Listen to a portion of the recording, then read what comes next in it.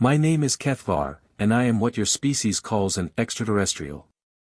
I come from the harsh, crimson world of Nexus Prime, where twin suns blaze overhead and the very air burns with the heat of eternal conflict. On my world, combat prowess doesn't just determine social standing, it determines survival itself.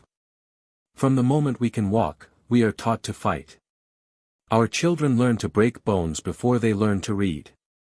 Our elders measure wisdom not in years, but in scars earned and battles won. The weak serve the strong, or they perish. This is the natural order, the way of all civilized species throughout the galaxy.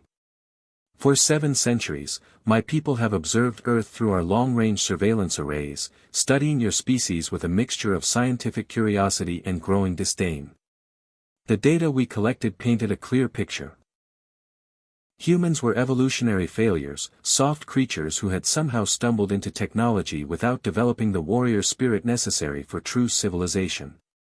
Your bodies appeared pathetically fragile, thin skin that tears easily, brittle bones that snap under pressure, muscles that fatigue quickly. Worse still, you seem to actively avoid physical confrontation, preferring to settle disputes through what you call talking, rather than proper combat. Our anthropologists documented thousands of hours of human behavior, and the conclusion was always the same: Earth had produced a species of cowards. When our scout ships reported that humans had never developed proper combat traditions, no ritualized dueling, no warrior castes, no honor codes based on physical supremacy, the Council of Warriors decided it was time for a demonstration. Earth needed to understand its place in the cosmic hierarchy before we decided its fate. I volunteered immediately for what seemed like the simplest assignment of my military career: travel to Earth, challenge their strongest warrior to single combat, defeat them within minutes, and return home with visual proof of human weakness. The footage would be broadcast across Nexus Prime as entertainment, and the Council would then decide whether Earth was worth conquering as a slave world or simply ignoring as irrelevant. The selection process was rigorous. I stood 7 feet tall in your measurements, weighed 400 pounds of dense muscle and reinforced bone. My reflexes had been honed through decades of combat training in Nexus Prime's brutal gladiatorial academies. I had killed 47 opponents in honorable duels and conquered 12 worlds in the name of the Council. As my stealth ship approached Earth's atmosphere, I reviewed the mission parameters one final time. Find their champion. Issue the challenge according to ancient warrior protocols. Demonstrate Nexus superiority. Return home victorious. I was so confident that I had already begun composing my victory speech for the Council. The humans would provide amusing footage, nothing more. Their defeat would be swift, decisive, and educational for both species. How spectacularly, catastrophically wrong we all were. I materialized in what humans call Central Park, in New York City at precisely 14:32 local time, choosing the location for maximum visibility. My ship's advanced cloaking system flickered and died, intentionally disabled, of course. I wanted to be seen, to make an impression that would echo across your entire planet. The first humans to spot me were children playing with a spherical object they called a soccer ball. Their reaction was not what our behavioral analysts had predicted. Instead of screaming in terror, they stopped, stared, and then, impossibly, one of them raised a small rectangular device and pointed it at me. The device flashed.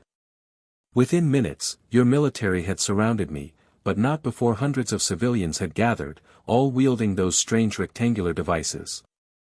I later learned these were smartphones, and that images of my arrival were already spreading across your global communication network at light speed.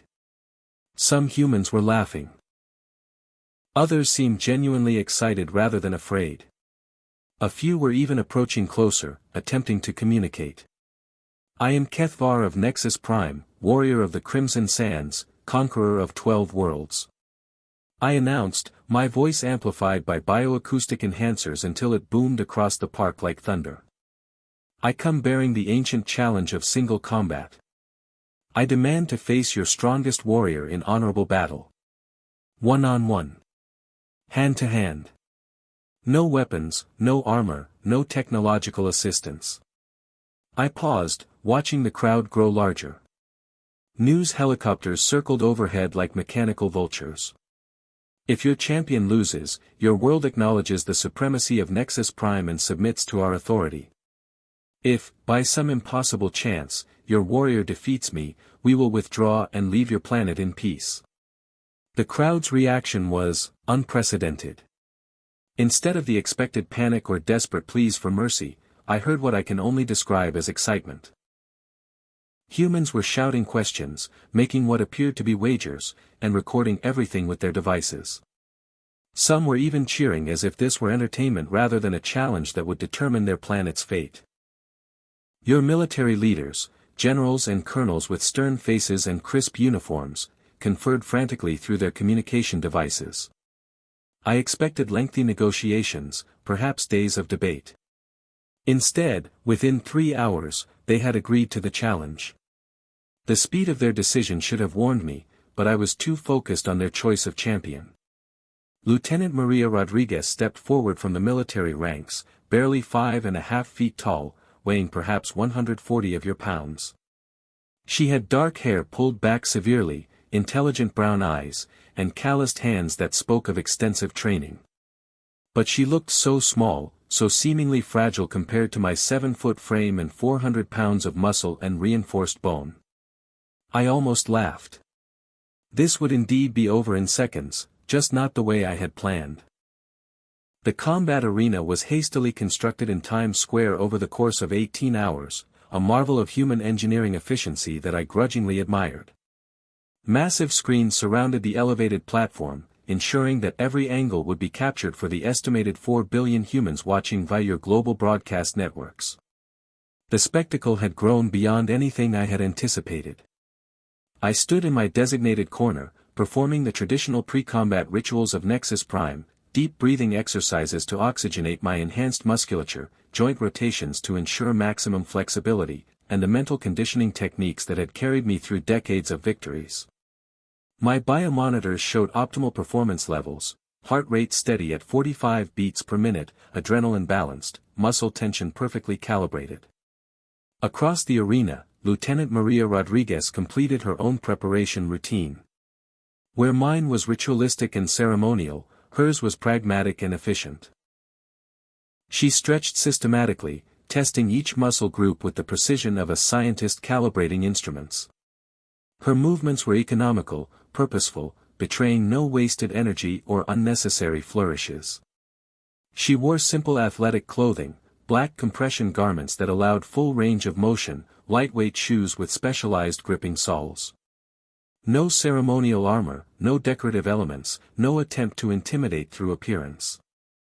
Everything about her preparation spoke of function over form, another human weakness that I dismissed as lack of proper warrior culture. The crowd's energy was intoxicating. Humans chanted Rodriguez's name, waved colorful banners, and created a wall of sound that reverberated through the concrete canyons of your city. I had never experienced anything like it. On Nexus Prime, combat was observed in respectful silence, with appreciation shown only after victory was achieved. When the signal was given, a simple electronic tone rather than the ceremonial war drums of my homeworld, I expected Rodriguez to freeze, to finally understand the magnitude of what she faced. Instead, she moved with fluid grace toward the center of the arena, her dark eyes holding no fear, only a calculating intensity that I foolishly dismissed as desperate bravado. I had studied human anatomy extensively through our surveillance data. I knew your muscle fibers generated approximately 60% less force per square inch than ours. I knew your bone density was 40% lower, your reflexes 20% slower, your pain tolerance significantly reduced. The mathematical certainty of my victory was overwhelming. What I hadn't accounted for was technique, strategy, and something your species calls heart, a concept that our translators struggled to properly convey but which I was about to experience firsthand. Rodriguez didn't try to match my strength or intimidate me with displays of power. Instead, she studied me like a predator analyzing prey, circling slowly while I postured and flexed. When I lunged forward with a crushing blow that should have ended the contest immediately, she simply wasn't there. My massive fist struck empty air, and somehow, impossibly. I found myself face down on the mat with my arm twisted behind my back in a way that sent lightning bolts of agony through my enhanced nervous system. The crowd's roar was deafening. I had never heard such sound, and I was beginning to understand that I had never faced such opposition. I broke free from the submission hold using brute force. My superior muscular density did count for something, but the damage to my pride was already catastrophic. As I rolled away and regained my footing, Rodriguez had already positioned herself at the optimal distance, light on her feet, studying me with the clinical detachment of a scientist examining a fascinating but predictable specimen. "You telegraph every move 3 seconds before you make it," she said calmly, her breathing barely elevated despite the intensity of our exchange. "Your species might be physically superior, but you fight like you've never faced real opposition." Her words cut deeper than any blade. She was absolutely right, and the realization struck me like a meteor impact. On Nexus Prime, combat was about raw power, absolute dominance, overwhelming force applied without subtlety or strategy. We fought like landslides, inevitable, destructive, but ultimately predictable. Subtlety was for the weak, tactics were for cowards, and adaptation was unnecessary when you could simply crush your opponent through superior strength. But as Rodriguez continued to demonstrate her mastery, using momentum and leverage to redirect my attacks, converting my own power into weapons against me, I began to understand something that would forever change my perspective on warfare and evolution itself. My people had become strong by conquering the weak, while humans had become strong by fighting each other. Every defensive movement she executed was geometrically perfect, based on principles of physics and biomechanics that turned combat into both art form and applied science. When she struck, it was at nerve clusters, pressure points, and joint vulnerabilities that I didn't even know existed on my own enhanced physiology. She had studied anatomy not just to understand the human form, but to identify weakness in any potential opponent.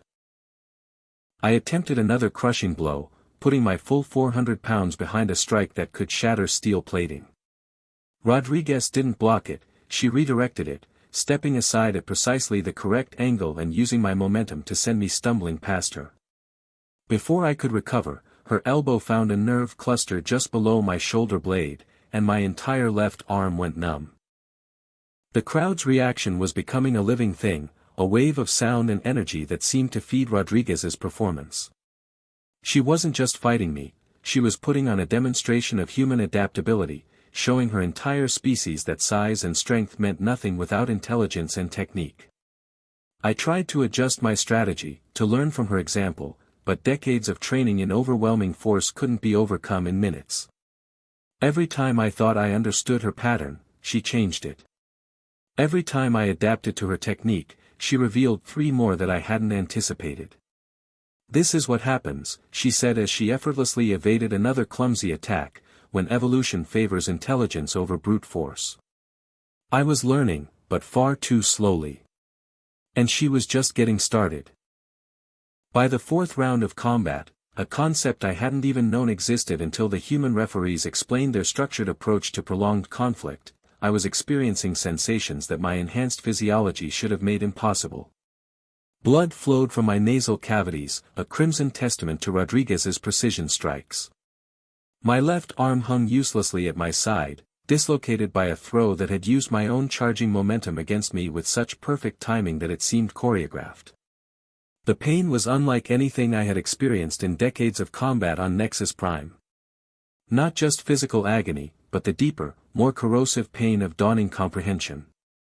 Every assumption my species had made about Earth, about human capability, about the nature of strength itself, was crumbling like ancient stone under the relentless hammer of reality. The human crowd had evolved into something beyond mere spectators. They chanted Rodriguez's name in perfect unison, creating rhythmic waves of sound that seemed to synchronize with her movements. Signs appeared throughout the massive gathering: Earth's champion, technique over strength, and most disturbing of all, welcome to the real universe. They weren't just watching their representative fight, they were celebrating the systematic deconstruction of galactic assumptions about human weakness. Rodriguez paused in the center of the arena, her breathing elevated but controlled, sweat glistening on her skin but her stance still perfect. She had sustained only minor injuries, a small cut above her left eye, some bruising on her forearms from blocking my increasingly desperate attacks. Meanwhile, I was a walking catalogue of trauma, each injury a lesson in the difference between raw power and applied intelligence. "Do you yield, HFY of Nexus Prime?" she asked, her voice carrying clearly across the arena despite the crowd's roar. There was no mockery in her tone, no cruel satisfaction. If anything, she seemed genuinely concerned about my condition, another alien concept that my warrior's mind struggled to process. But my pride, the pride of Nexus Prime, the accumulated arrogance of 7 centuries of galactic dominance, demanded that I continue. The very idea of surrendering to a creature I had dismissed as evolutionary refuse was incomprehensible. My people had never yielded, never shown weakness, never admitted that superior strength could be overcome by superior technique.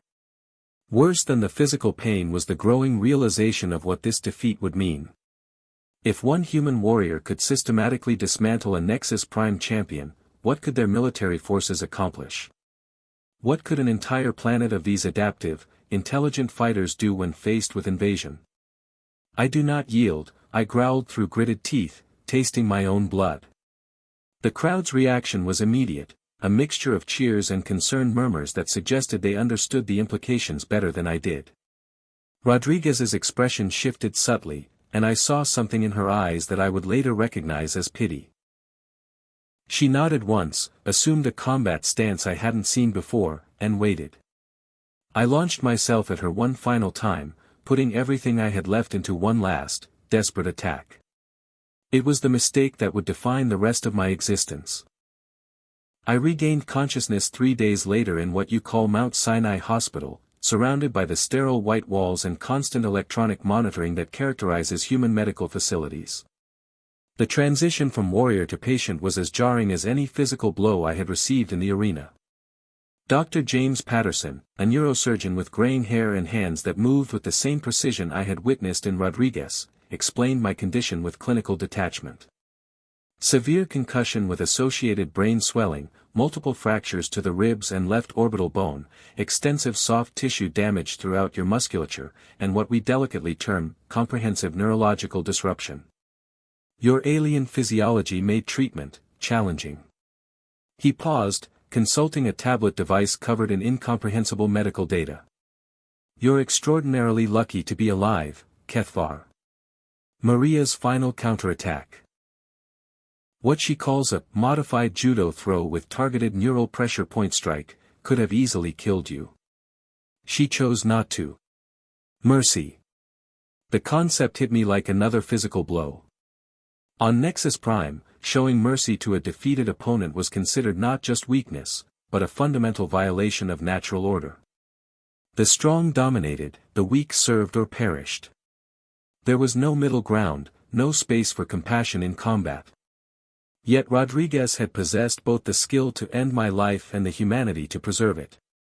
As I lay there, connected to various monitoring devices that beeped and hummed with mechanical regularity, I began composing my report to the Council of Warriors. But how could I explain that I had been systematically defeated by a creature half my size? How could I tell the greatest military minds of Nexus Prime that humans weren't weak, they were something far more dangerous than we had ever imagined? They were adaptive. They learned from every conflict, every failure, every encounter with opposition. Where my people had grown strong by conquering the defenseless, humans had evolved by fighting equals and superiors. Ambassador Elena Vasquez visited me on the second day, an elegant woman with silver hair and eyes that seemed to see through diplomatic facades directly to underlying truth. Through her, I learned more about humanity in one 4-hour conversation than my people had discovered in 7 centuries of covert observation. She spoke of human history, endless wars that had forged them into strategic thinkers, technological innovators forced to overcome physical limitations, societies that had learned to balance competition with cooperation. "We don't fight because we're aggressive," she explained patiently. "We fight because conflict teaches us things that peace cannot. Every war, every battle, every struggle makes us stronger, smarter, more adaptable. Your people made one critical error, she continued, her voice gentle but firm. You assumed physical superiority would guarantee victory. But humans gave up physical dominance millions of years ago in favor of intellectual flexibility. We don't try to be the strongest predator, we try to be the most successful survivor. Through the hospital window, I could see the sprawling cityscape of New York, millions of humans conducting their daily lives with the same efficiency Rodriguez had displayed in combat. Each one a potential strategist, each one adapted for survival in an environment that rewarded intelligence over strength. I was beginning to understand why Rodriguez had shown me mercy. She wanted me to return home with a message.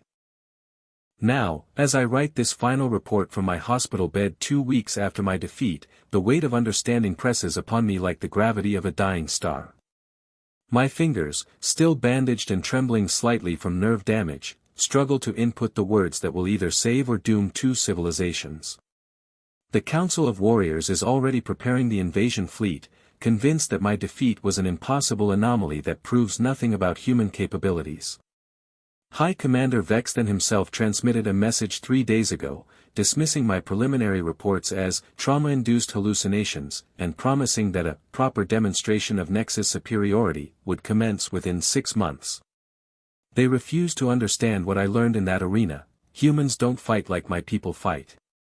We rely on overwhelming force, superior physical attributes, and the intimidation factor of raw power. We are hammers seeking nails, avalanches seeking valleys to fill. But humans have spent their entire evolutionary history as both predator and prey, forced to develop something the galaxy has never encountered before. You don't just use strength, you study your opponent's strength and turn it into weakness. You don't just react to attacks, you anticipate them 3 moves in advance. You take your physical limitations and transform them into strategic advantages through technology, tactics, and something your philosophers call the human spirit. Every war you've ever fought has been a learning experience. Every defeat has taught you new ways to achieve victory. Your entire species is a collective intelligence that remembers every battle, every technique, every hard-won lesson about survival against impossible odds. Lieutenant Rodriguez visited me yesterday, her own injuries from our combat completely healed, another reminder of human resilience that our scientists had completely underestimated. She sat beside my bed wearing civilian clothes, looking smaller and more fragile than she had in the arena, yet somehow more dangerous for that very ordinariness. We don't want to fight your people, HFY, she said quietly, her voice carrying the same calm certainty she had demonstrated in combat.